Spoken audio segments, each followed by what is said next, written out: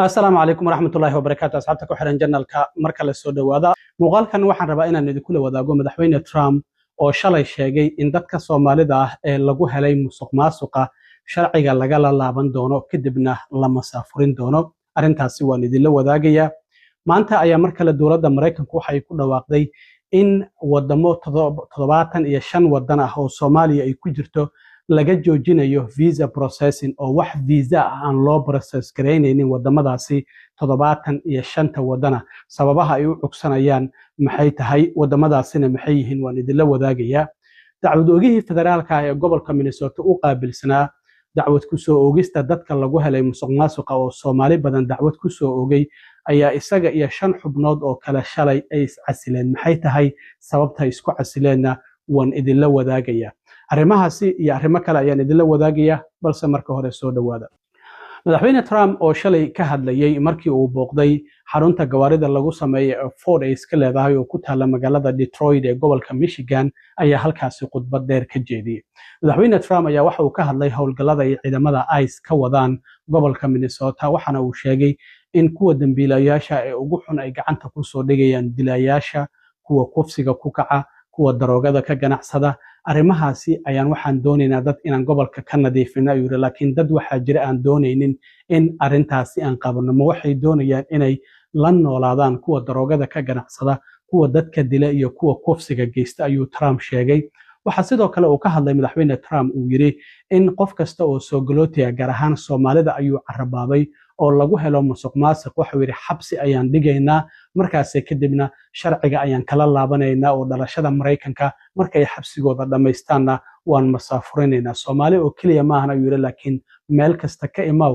halkii ka timid ayaan dib kuugu celinaynaa ayuu yiri inta aan dhalashada kala laabano marka aad xabsigaada dhameysato marka wuxuu yiri hadii aad u timaado in aad xaddo lacagaha canshuur bixiyaasha Mareykanku ay bixiyaan xabsi ayaan ku gelinaynaa sharciga waan kala laabanaynaa kadibna waan ku masaafurinayna haddaba madaxweyne Trump oo arrimahaasi khudbadii shalay uu ka jeediyay Detroit Michigan ka hadlayayna waxa uu yiri Our ICE operation in Minnesota, for example, is finding hundreds of killers, violent predators, and child rapists, some of the worst criminal offenders anywhere in the world, murderers all over the place. All we want to do is get them out. Did you see the pictures that we put up? Hundreds of them. Murderers wanted for murder, wanted for the worst drug selling. One of them is one of the biggest drug dealers in the world. And vicious, sells bad drugs too. Bad drugs, like if you take a tiny little morsel, your child is dead. And we're getting them. But it's hard to get them because they make it so impossible for you.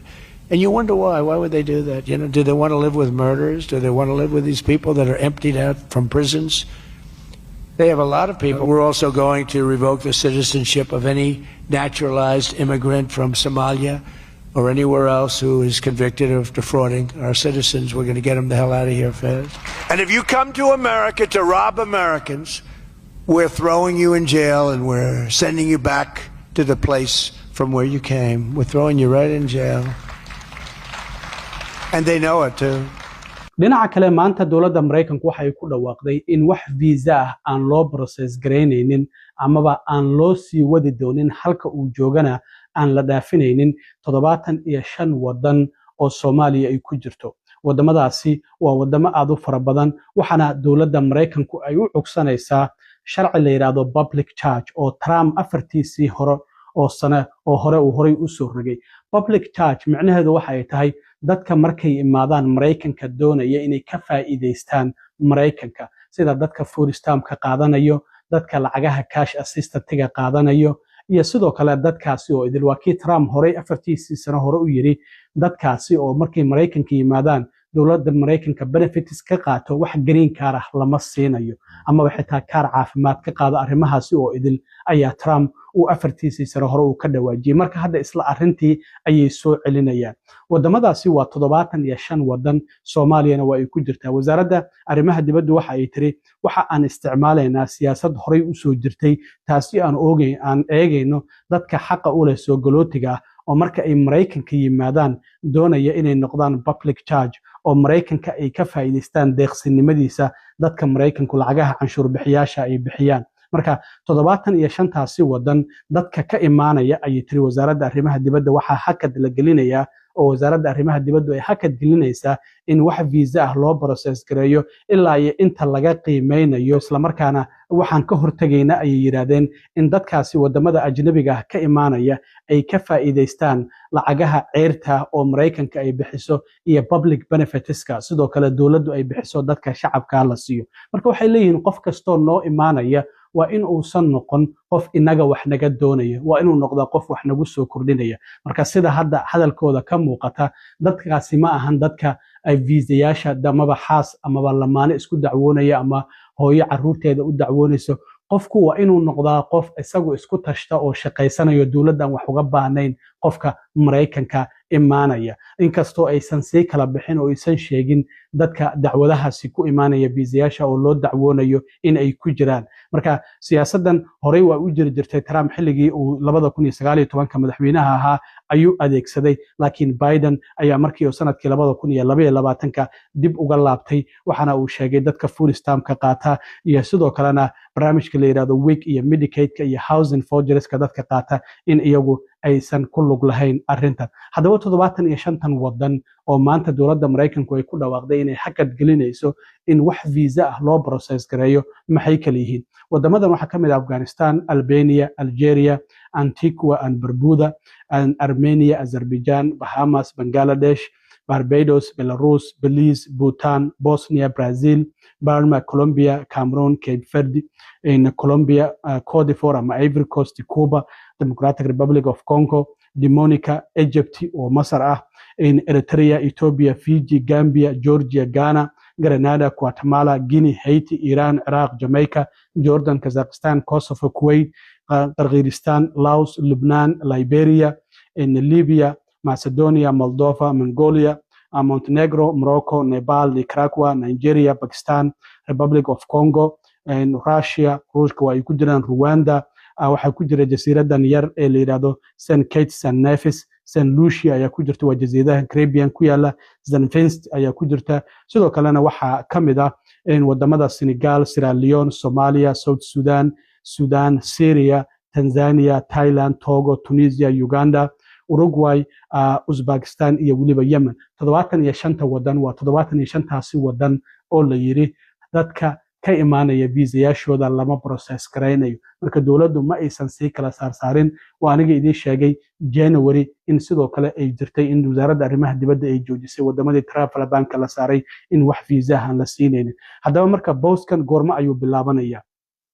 waxa uu bilaabanayaa 21 bishan maanta bishu waa 14 marka 7 maalmood kadib ayaa booskan uu bilaaban doona oo hakadka la gelinayo in wax visa loo process gareeyo dadka ka imaanaya 75taasi wadan oo Soomaaliya ay ku jirto haddii dowladdu faahfaahin kale oo dheeraad ay ka soo bixiso waan idin la wadaagi doonaa dhinaca kale gobolka Minnesota waxaan ognahay howlgalkii ciidamada ICE weli inuu ka socdo xaaladda weli qabqabashadu zaa'id ayay ku socotaa marka shalay waxa dhacday in dacwadogihii federaalka ee gobolka Minnesota uu qaabilsanaa ninka la yiraahdo Joe Thompson ama Joseph Thompson waa ninkii dadka Soomaalida ah oo musuqmaasuqa lagu helay dacwadda ku soo oogayay waxa ka horeeyay Andrew Lugar oo isagu bishii January ee sanadkii hore iscasilay marka isaga ayaa hadda si ku meel gaar ah xilka u sii hayay isaga iyo 5 xubnood oo la shaqeynaysay ayaa wargeyska New York Times waxa uu qoray inay iscasileen shalay sababta isku casileen ayaa waxa lagu sheegay in wasaaradda cadaaladdu ay tiri waa inaad baaritaan ku sameysaan gabadhii la socotay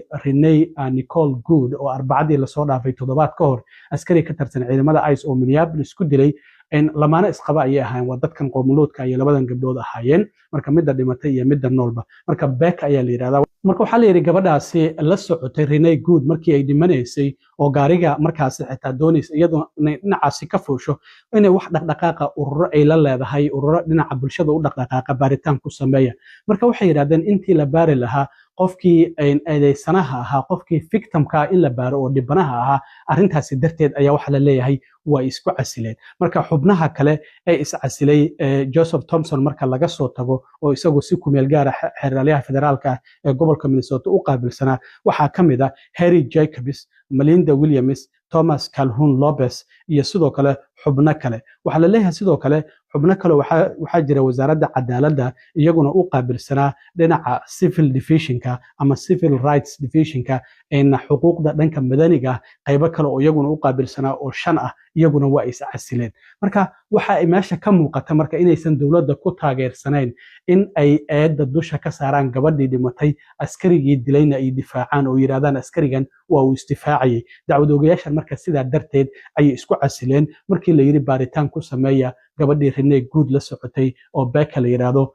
kole lamaane ayay ahaayeen sida la sheegayo sidaas darteed ayay marka xubnahaasi ay isku casileen dad fara badan waxay soo weydiinayeen baasaboorkan la iska laabanaya cilmiga ma jirta arrintaasi waa dhici kartaa baasaboorkaada either waa la kansali karaa adigoon ogeyn inkastoo ay sharci darro tahay oo qofku uu dacwad dowladda ka gudbin karo waxaa la sifay flag ayaa lagu samayn karaa oo baasaboorkaada ayaa lala socon karaa xilliga aad baxayso marka arrimahaasi oo idil waa ay jiraan marka dadka Soomaalida waxa laga rabaa inay ka digtoonaadaan marka aad baxayso ka hor inta aadan bixin waa inaad iska xaqiijisaa baasaboorkaadu active ma yahay ma shaqaynaya mise ma shaqaynayo marka dad fara badan arrintaas ku dhacday passport controlka waa inaad wacdaa numberkan ayay leeyihiin arrintaasi dad badan oo Soomaaliya hore ugu dhacday si qaladana way ku dhici kartaa si ku talagal ahna way u dhici kartaa marka dadku inay iska hubiyaan inta aadan safrin ka hor xilligan hadda lagu jiro xaaladdu ay sidan u kacsan tahayna Soomaaliya inaad u safarto kugulama taliyaan marka aad baxayso lagulama hadlayo ilaa waa socotaa laakiin soo laabadkaada maxaa kugu dhici kara cid og ma jirto dad fara badan oo green card leh kuwa baasaboorro wato ayaa dhibaatooyin kala duwan loo geystay marka dadku inay iska hubiyaan ka hor intaysan bixin horta baasaboorkooda active ma yahay boorsadu igu jira tikidan jaranaya waa iska baxaya macnaheedu airportka marka tagto ayaa lagu dhihi karaa baasaboorkaadu maba shaqaynayaba marka inay iska hubiyaan teeda kale waxaa jirta gabar Soomaali ah oo turjubaan ayaa ila soo xiriirtay oo Minnesota ku nool waxay tiri dadka la xiray ayaan turjubaannimo u sameynaa marka arrin waxaa jirta ay doonaysay inaysan iyadoo aysan ka hadlin laakiin aniga ila wadaagto oo ii soo gudbisay si aan idin kale idin la wadaago dadka la qabanayo gaar ahaan dadka wadanka sharci darrada ku soo galo darbi ka soo boodka magaca social media ugu qoran iyo magaca isku diibeen isku mid maaha marka qofka marka telefonkiisa waa laga qaadaya wax kasto ku jirana waa la ogaanaya qabiilka uu isku diibay iyo qabiilka uu yahay marka uu TikTok ku jirana isma lahan calan kale ayuu babinaya calanka uu sheegtaan ahayn dad kale ayuu difaacaya waxyaabaha soo idilna telefonkiisa ayay ku jiraan marka garsooraha la horgeeyo waa cadeymihii ayaa la tusaya leeyahay qofkan sidan ayuu isku diibay magacana social media ugu qoran marka at least magacaada rasmiga oo isku dhiibtay social media hada ku qoro qabiilka hadii aadan xitaa doonaynin qabiil kale oo yar aad isku dhiibto qabiilkaaduna uu landheere yahay isku day in aadan TikTok-gaada iyo barahada bulshada adigoo calan wato difaacayo qaylinayo aadan soo galin arrintaasna dad fara badan oo Soomaaliyeed ku dhacday gabadhaas waxay tiri dad fara badan oo u turjumayay ayaan ku arkay arrintaas oo sharcigii loo diiday isla markaana garsooruhu ku amray in la masaafuriyo marka arrintaasina waa ay jirtaa dadka Soomaalidu inay ogaadaan in barahada bulshada wixii ku jiro telefonkaada laga shubanayo oo la ogaanayo marka lagu qabto kadib marka arrimahaasina inay ka digtoonaadaan gabadhu waxay tiri dadkeena Soomaalidu ha ka digtoonaadaan gabadhaas waa mahad celinaya aad iyo aad u mahadsantiin asxaabta intaan mar kale kulmi doono waa saaxiibkiin cilmi waro idin la sida iyo nabadgelyo